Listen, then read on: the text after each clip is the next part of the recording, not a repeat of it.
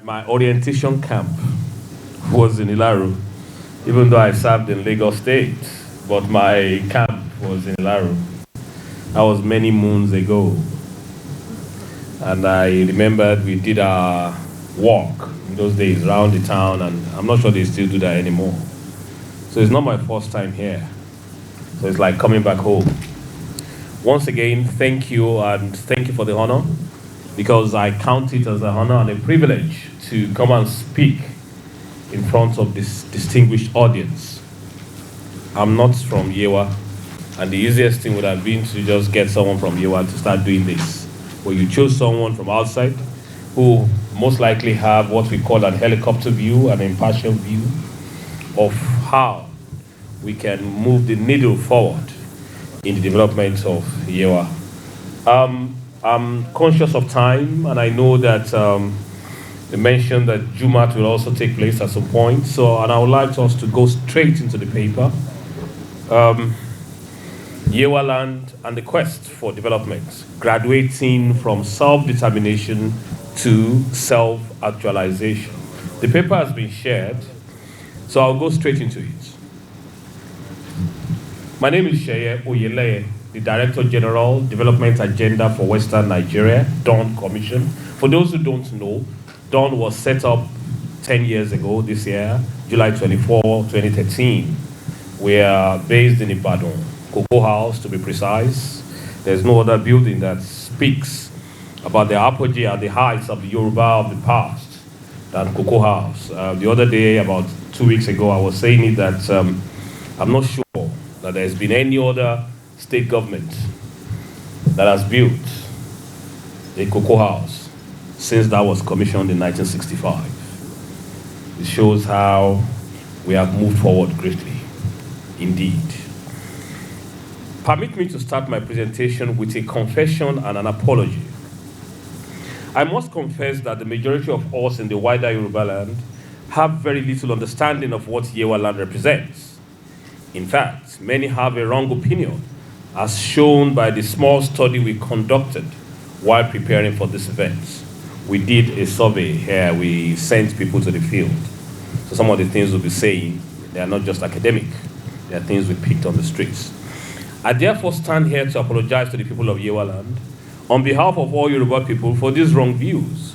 We at the Dawn Commission are also shocked at the immense potential that lies dormant in the belly of Yewa Land. And it is our resolve to work with you all to correct these wrong impressions and make the developmental aspirations of Yewa Land a reality. I have titled my paper, Yewa Land and the Quest for Development, graduating from self-determination to self-actualization. For many of us, self-actualization will remind us of Maslow's hierarchy of needs. It is the peak of human motivation and existence. Even though self-actualization applies to the individual, I have taken the creative license to apply it to Yewa Land and for the purpose of this lecture. This is because in July 1995, the different sub-ethnic groups of people in the geographical area now known as Yewa decided to be united as a single entity binded by common destiny.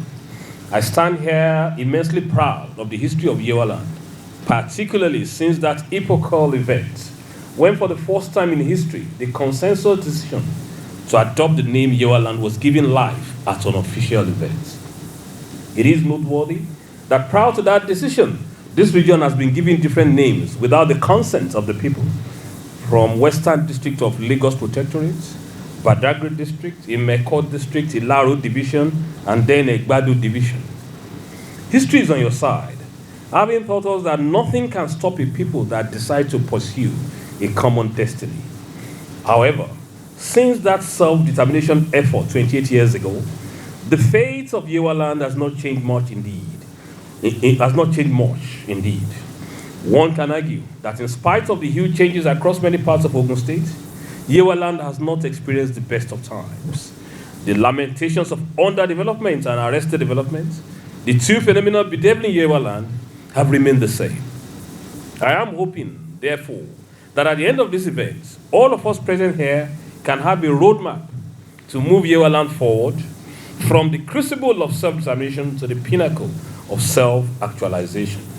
On that note, I want to thank the Yewa People's Development Council and the Yewa Traditional Council for organizing the week-long 2023 Yewa Cultural Festival.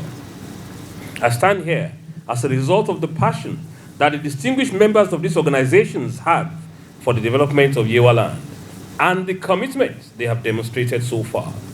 Most cultural events like this will feature an indigenous personality as a speaker, but the YPDC demonstrated exemplary courage by asking me to perform this important role.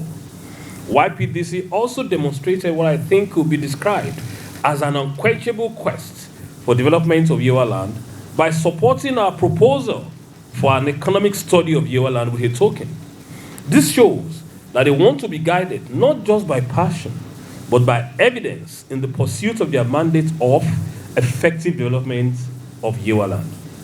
The easy option will have been for YPDs to invite a guest speaker who will turn up, deliver platitudes, massage egos, and then go away. But at the end of the day, the jejune views without any empirical evidence will be the output, whilst the germane matters that indeed has the potential of directly impacting the socio-economic life of the people of Yewa land would have been missed. Hence, once again, kudos to the organizers for going down the route of empiricism, whereby all we say today is as a result of knowledge primarily gathered from those who we are talking about, the people of Yewa. Two things inspired me to look forward to this event. The first is the close relationship between YTC, the Yewa Traditional Council, and the YPDC. This relationship is so obvious on the pages of newspapers, and I want to appeal for the perpetuity of this relationship. Please, do not let any primordial sentiments destroy it. The second thing that inspired me about the organizers of this event is their laser-sharp focus on development and their consistency. YPDC, it appears to me, is resolute in using socio-cultural platforms to pursue development agenda. YPD's chairman, Professor Rahman Bello, said in a news report that the council aims to prevent social exclusion and promote effective development of Yewa land. He also noted, among other things, that Yewa land could not continue to wait for the government to bring development to the region.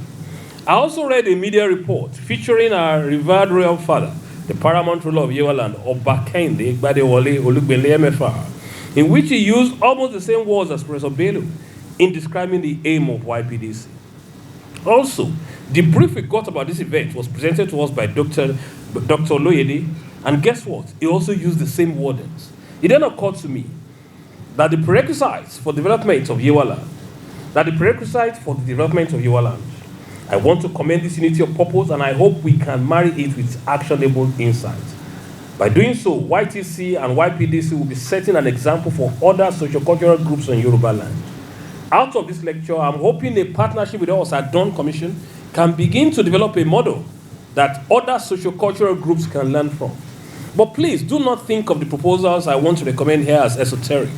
We have arrived at these proposals by speaking to prominent sons and daughters of Yewa land, as I alluded to earlier. Now, what is Yewa? Let us start with our attempts to define and understand Yewa. In our study, we spoke with different people seeking to understand Yewa and what they think Yewa is. And Honorable Commissioner alluded to some in his opening remarks. For many who are non-indigenous to Yewa land, and I'm talking about 57% of our respondents, they think of the region only as a border community where daily battles occur between smugglers and security operatives. Some went to the extent of saying that every home in Yewa land has a smuggling business. You can now see why I decided to start my presentation with a confession and an apology. There are others, about 22%, who do not even have an idea of where Yewa land is on the map of Nigeria. There are about 21% who refer to Yewa land as a big foodstuff market. But what do the indigenous people think of their land? Many Yewa people think of their region as a neglected, far-flung outpost of Nigeria. It is as if many Yewa people grow up with that defeatist mentality of a child starved of parental love, care, and attention. They are aware of the potentials and resources available to them, but incapacitated by lack of enabling infrastructure. Most Yewa people picture their motherland as being unfortunate with its location, where it is trapped in the Anglo-Francophone colonial border of barriers which the Nigerian state inherited. However, For us at Dawn Commission, we now believe that Yewa land must be treated as an important economic frontier of the southwest region of Nigeria and a cultural frontier of Yoruba ethnic nationality. We believe that the people of Yewa land will fare better by replacing the Nigerian mentality of their land as a border outpost with that of southwestern economic and Yoruba cultural bloc. The challenges of developing Yewa land. There appears to be 5 dimensions under which we can categorize the challenges of development in Yewa land, and I address them below. 1. Border governance.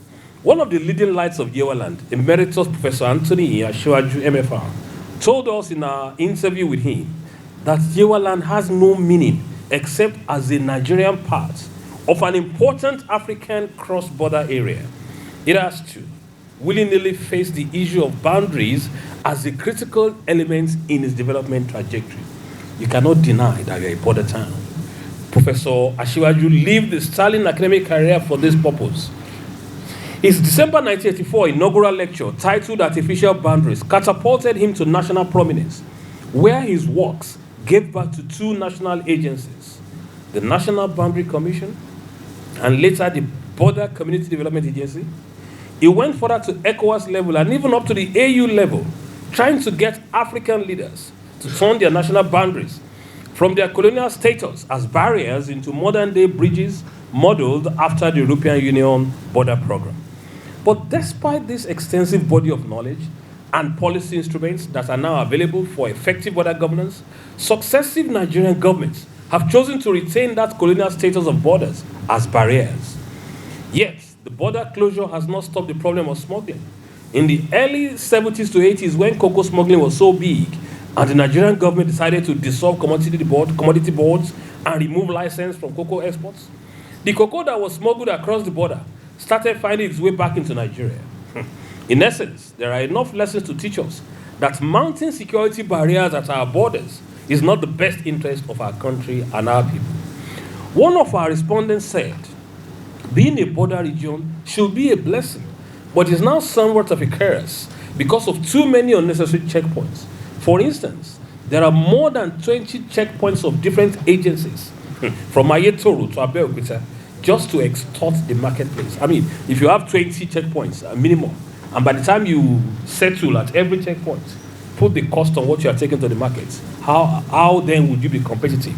Not even the competitiveness alone. Think of the delays before you get to the marketplace. That is a big disincentive, even to our farmers. Now, management of mineral resources. Yewa land is also entrapped in another Nigerian conundrum known as mineral governance.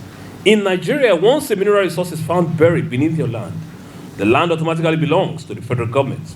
And so it happens that Yewa land is endowed with mineral resources.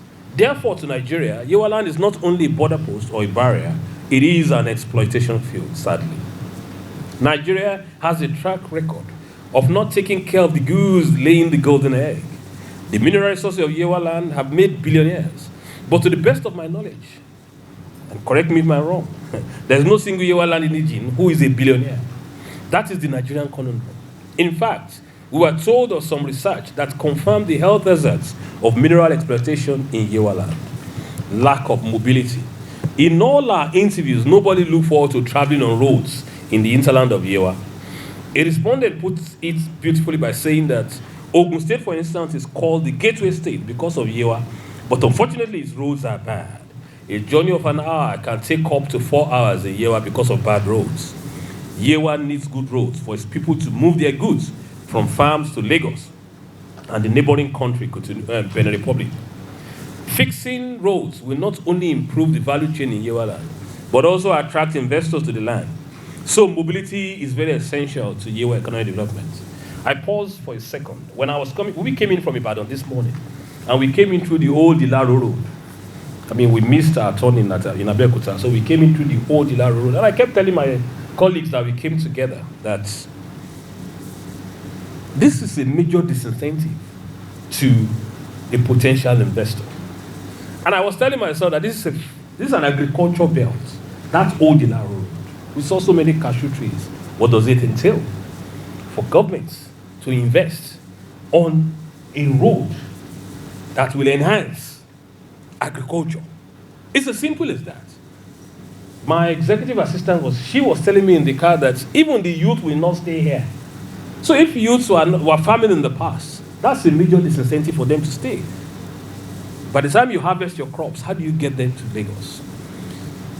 There's a lot more that our state governments can do, not just waiting for federal law. According to Professor Asiwaju, border obstructs mobility once left in its colonially inherited nature as a barrier, but it becomes a resource once it is reconceptualized as a bridge for cross-border collaboration.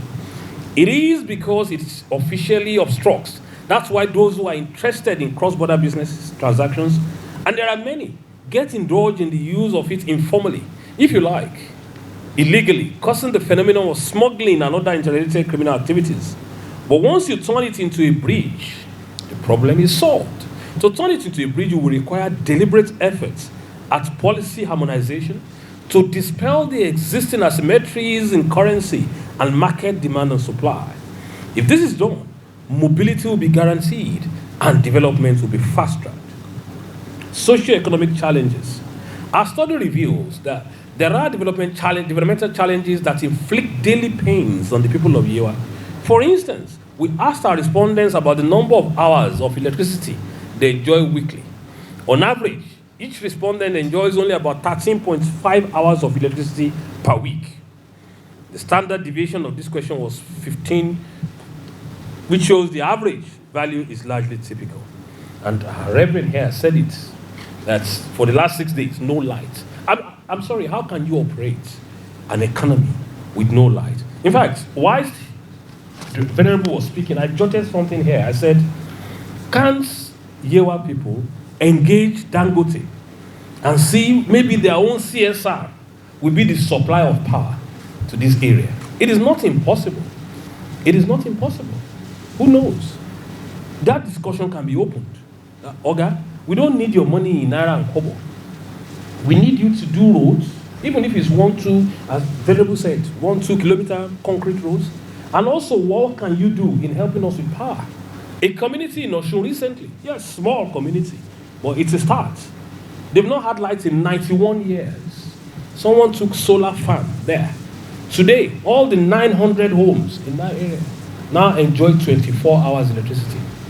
24 hours, because someone decided that I'm taking a solar farm there and electrify the whole thing. Dangote can be, Dangote Corporation or whatever it's called, can be engaged. It is not impossible. He can only say no. And that's even if he says no. In addition to electricity, 53% of our respondents earn below 50,000 naira monthly.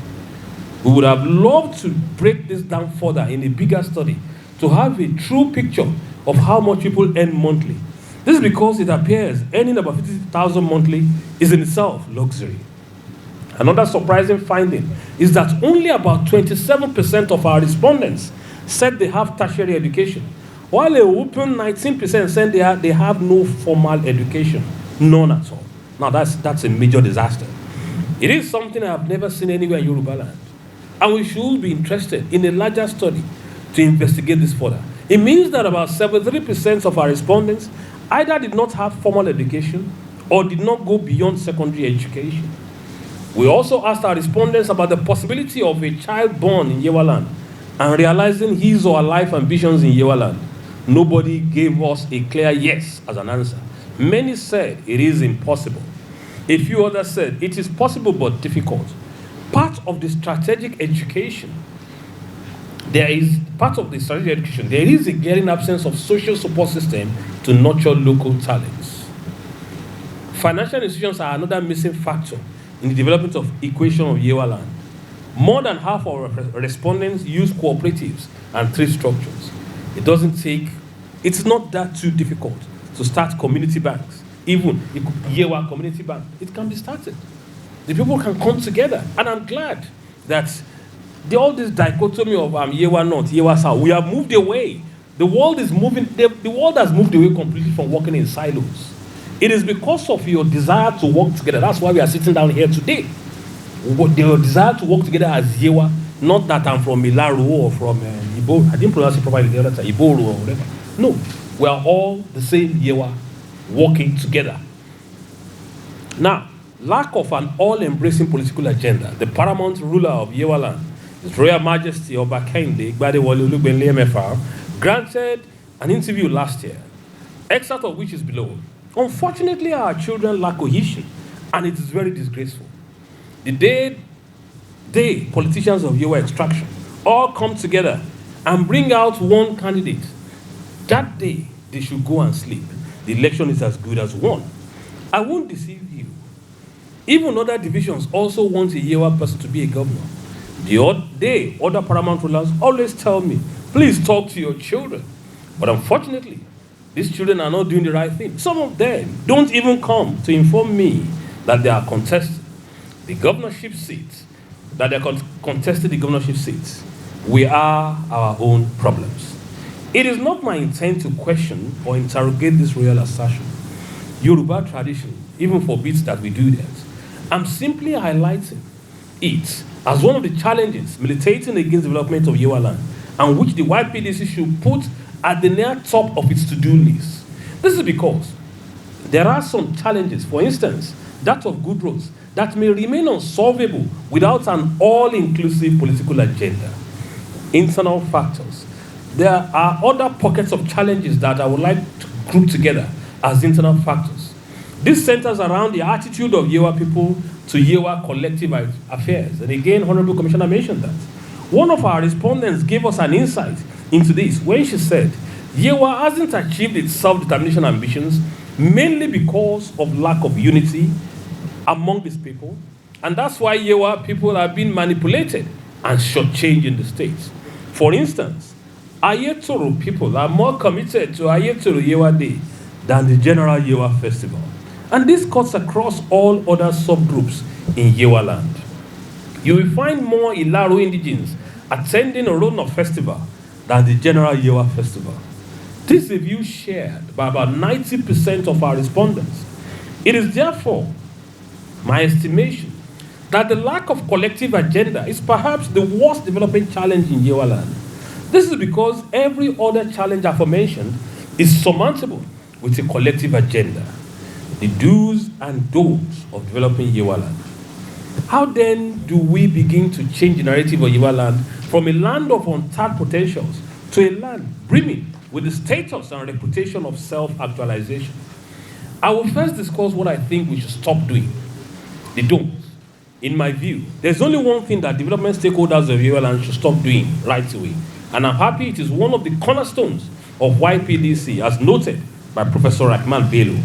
We must stop waiting on the government. I'm going to repeat this again. We must stop waiting on the government. Yewa land is not like every other Yoruba sub-ethnic bloc. It has a lot of peculiarities which are captured above as a border and a mineral resource-rich region, and also a major hub for international trade. There is no community in Nigeria that combines all these traits that Yewa has. We must therefore stop comparing Yewa with other areas. Rather, we must begin to look at the peculiarities of Yewa and begin to address developmental challenges from that unique perspective. Yewa people need to start evolving their own unique development models, because models that worked in other places may not work here due to the peculiar traits of Yewa. That is why I'm happy that YPDC wants to be guided by evidence-based research. This, in my view, is the only way by which the ambitions of YPDC can be made easier. I would like to share the example of a village called Shaoyang in China. The inhabitants of this village in the late 70s signed what is now known as life or death pact among themselves.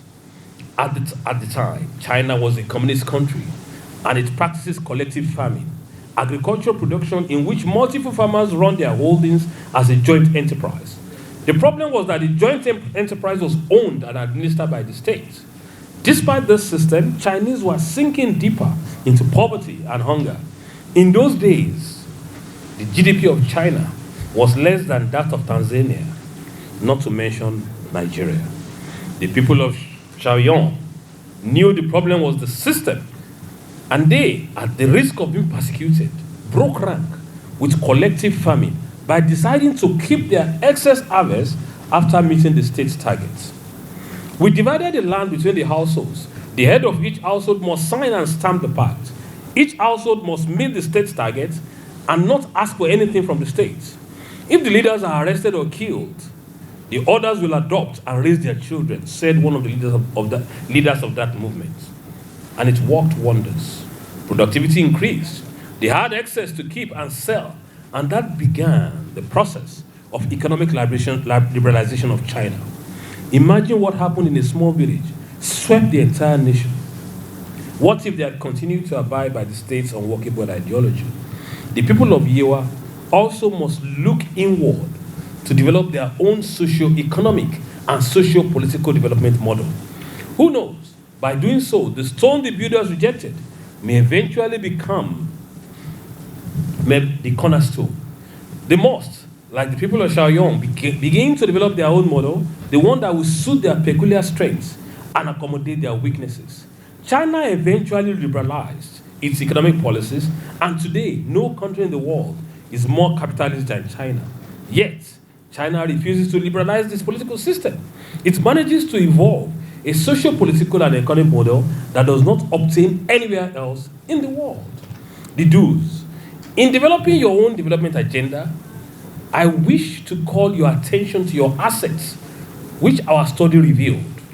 Optimizing these assets will be the low-hanging fruit, especially for the Yewa Traditional Council and YPDC. These assets are listed below. 1. Human resources. Yewa has top human people who have reached the peak of their career and who can command attention. Like Professor Asiwaju commanded the attention of the military government of Buhari in 1984. How do we get all these top talents to buy into the Yewa collective development? I know each of them gives back to the Yewa community, whether individually or as a group. But I'm not talking about giving back.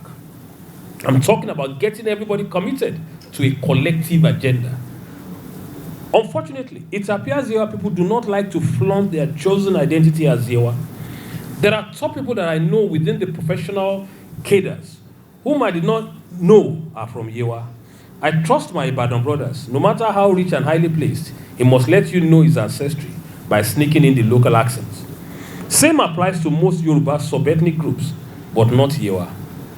I understand the absence of a unifying language can rob you of a medium to express your identity. But how about a badge, a lapel pin, or any fashionable memento that people can use to identify as or even with Yewa? 2. Federal Polytechnic Ilaro is currently the best rated polytechnic in Nigeria. That tells me that the lecturers there are top-notch. How do we support that institution to remain the best, therefore attracting the best of human capital to Yewa land? And during the course of their study here, how do we get them to bless this land with their intellectual power? In what ways are we tapping from the research capacity of the lecturers? Do we have a town and gown relationship? Every student is mandated to conduct a research project. How much of these topics have to do with the challenges in Yewa land? You'll be surprised what an annual research grant of 1 million naira will unlock. I've seen a research grant of 500,000 naira produce multi-million naira businesses. 3. River Yewa. Let me mention that part again. You will be surprised what an annual research grant of 1 million naira will unlock. 3. River Yewa.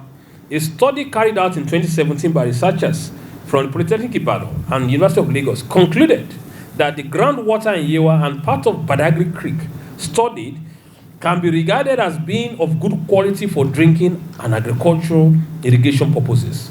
The researchers analyzed water samples taken at different lengths along the course of the Yewa River. The river remains one of the least polluted in Nigeria, and it should be guarded jealously. Cultural heritage. The cultural heritages of Yewa land remain in their pristine form and are potentials for promoting entertainment and tourism. You may wonder how this will happen without good roads. Just stay with me. Agriculture. There is hardly any cash or food crop that does not have a home in Yewa land and which could not be planted in commercial quantity.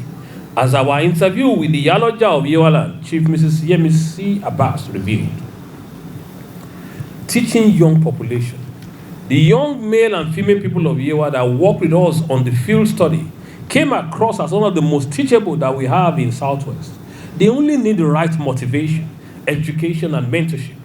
So please, believe me when I say that Yewa will eventually be a source of inspiration for the larger Yoruba society if the current evidence-based development effort is sustained. There's so much that I would have loved to unpack here, but which are suitable only for a workshop. Extend our relationship with YPDC beyond this event to facilitate that. So far, I have outlined the problems and assets of Yewa land. Now, this is a $1 million question. In developing Yewa, should the focus be on solving the problems or optimizing the assets? I'll leave that debate to the YPDC, but also offer my thoughts, which is to concentrate your little resources on optimizing your assets. If you solve the problems and neglect the assets, more problems will line up for you to solve. In fact, the neglect of the assets is one of the reasons the problems are mounting. Of course, focusing on optimizing your assets does not mean there will not be development challenges again. It only means that you'll be better prepared and positioned to address them as they arise. I know the Yewa people's topmost agenda remains how one of their sons or daughters will become the governor of Ogun State. I know you are clamoring for the establishment of a school of agriculture. I'm also aware of your desire to have Federal Polytechnic Ilaro upgraded to university. I am not asking you to jettison those pursuits, far from it. But let us ask ourselves a few questions. Has the problem of those who have produced governors disappeared? Have the aims of those who have their universities in their domains achieved? I throw these posers to get us thinking that achieving these aims should not be a means, achieving these aims should not be a means to an end, and that for Yewa land, achieving these aims should be to optimize your natural assets. In April last year, Kabiyesi, the paramount ruler, clamored for the appointment of a Yewa indigenes as rector of Federal Polytechnic Ilaro, which had never happened in the institution's 40 years of existence. Nobody can fault that demand, as it was long overdue. In fact, such a level of tolerance, if you can describe it as such, could only happen in Yewa land.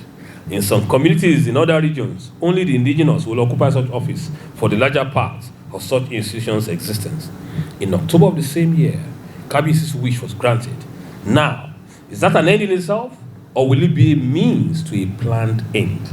Speaking of a planned end, it should not be a case of, oh, Rector, you are occupied that office now. What plan do you have for Yewa land? Instead, the person should have known of what Yewa will demand from any of our indigenes that occupies any such position. We have to stop hanging the fate of our development on the chances of individuals occupying an office. Let us be truthful with ourselves.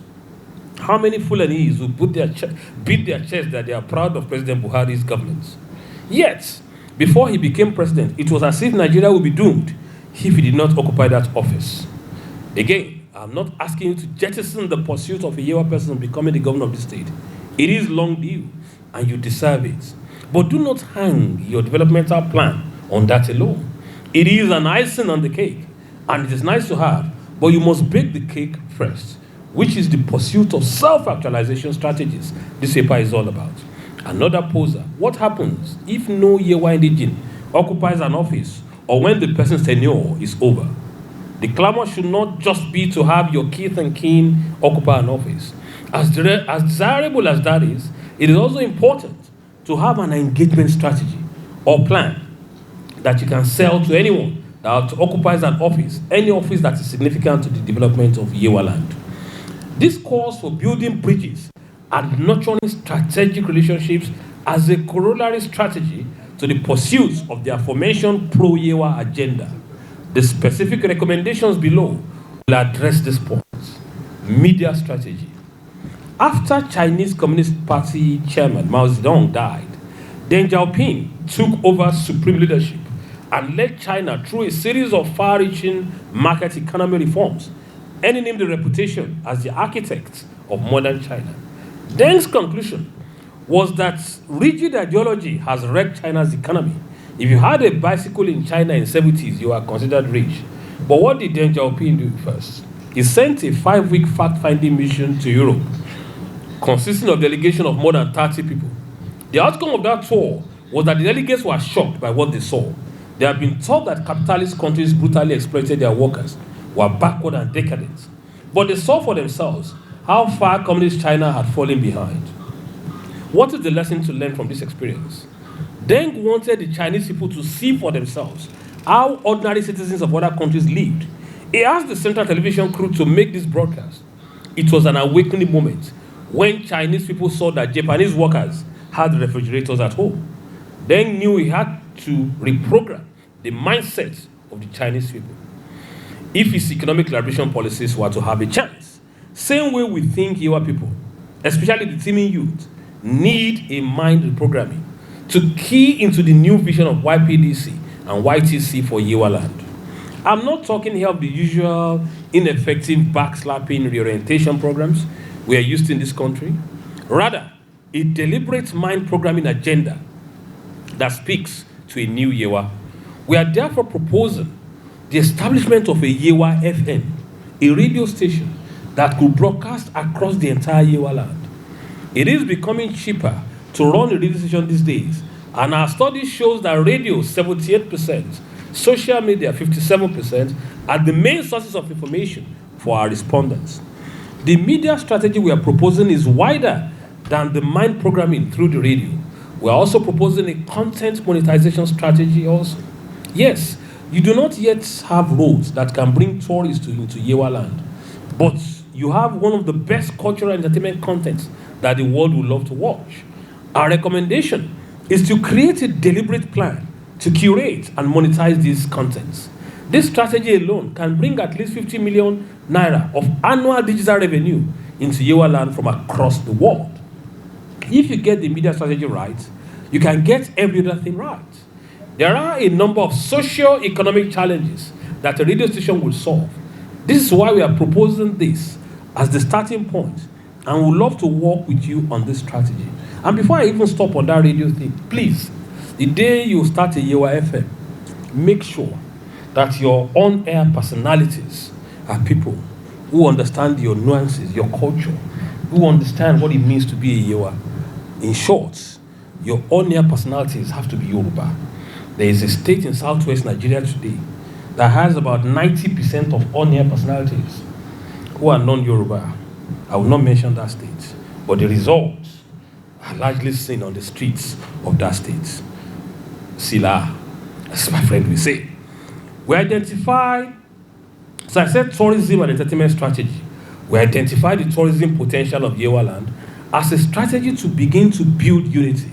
There's so much talk about the need to unite and little concrete plans towards actualizing it.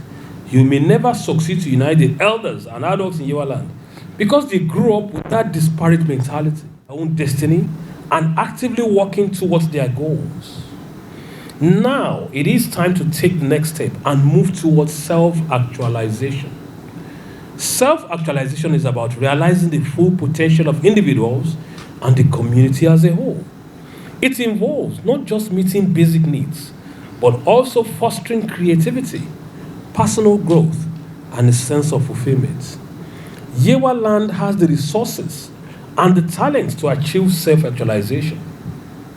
It is a matter of harnessing those resources effectively, investing in education, infrastructure, and innovation, creating an environment that nurtures and supports the aspirations of the people, of its people. The journey towards self-actualization may not be easy, but the people of Yewa land are resilient and determined.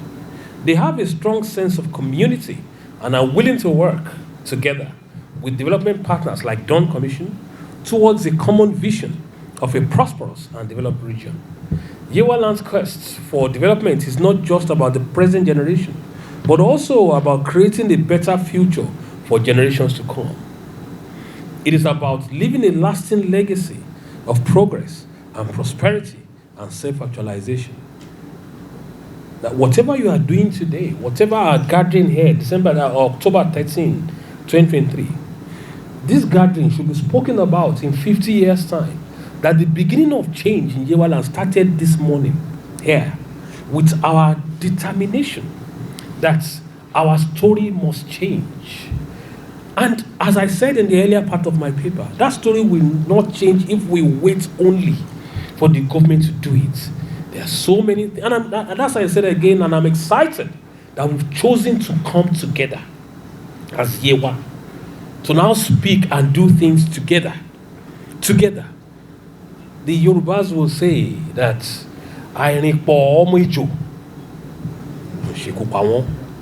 if the fact that you have chosen today as Yewa to now come together as a community, as a block, BLOC, you've come together, you will conquer mountains. It's as simple as that.